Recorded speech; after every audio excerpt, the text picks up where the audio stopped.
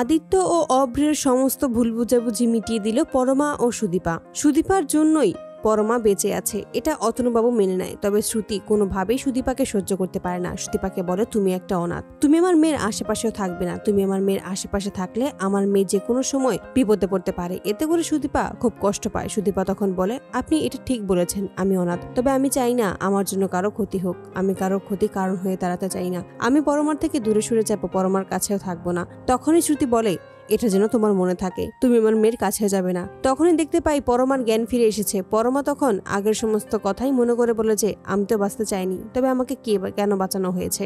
জোর করতে থাকে সে নিজের জীবন আবারও নিজে দিয়ে দিবে। তখনই নার্স পরমাকে সামলাতে পারে না। পরমার কথার আওয়াজ শুনেই সুদীপা, শ্রুতি ও অতনুবাবু ছুটে আসে পরমার কেবিনে। সেখানে এসেই অতনুবাবু ও শ্রুতি যখন পরমার সাথে কথা বলতে থাকে, তখনই পরমা বারবার বলে, মাম্মা প্লিজ তুমি সুদীপাকে দোষারোপ করো না, ওর এখানে কোনো দোষ নেই। তবে তবুও শ্রুতি দেবী বারবার সুদীপাকে দোষারোপ করে। তখনই ডাক্তার বলে, আপনারা এখান থেকে বেরিয়ে যান, পেশেন্ট উত্তেজিত হয়ে যাচ্ছে, এখন ওনার পক্ষে এটা উচিত নয়। পরমার মা বাবা সেখান থেকে চলে গেলে সুদীপা পরমাকে বোঝায় যে শুধুমাত্র তুমিই পারবে বড়মা আর দাদাকে ফিরিয়ে আনতে। ওদেরকে বিনা দোষে ধরে নিয়ে গেছে, শুধুমাত্র তোমার কথার জন্যই ওদেরকে আবারও ফিরিয়ে আনা যাবে, নির্দোষ প্রমাণ করা যাবে। দাদাভাই আদিত্যর ওপর রাগ করে আছে, কারণ মিস্টার চৌধুরী তো নিজের দায়িত্ব পালন করতে পিছু পা হননি। তার জন্যই এখন সবটা তোমার হাতেই পরমা। তুমি দয়া করে আমার উপর কৃতজ্ঞতা প্রকাশ করে অন্তত তুমি থানায় যাও, সেখানে গিয়ে সবাইকে সমস্তটা জানাও। তখনই পরমা রাজি হয়ে যায় এবং থানায় এসে হাজির হয়। সেই মুহূর্তেই পরমা সবাইকে জানিয়ে দেয়, আমি নিজের ইচ্ছেতেই এমনটা করেছি,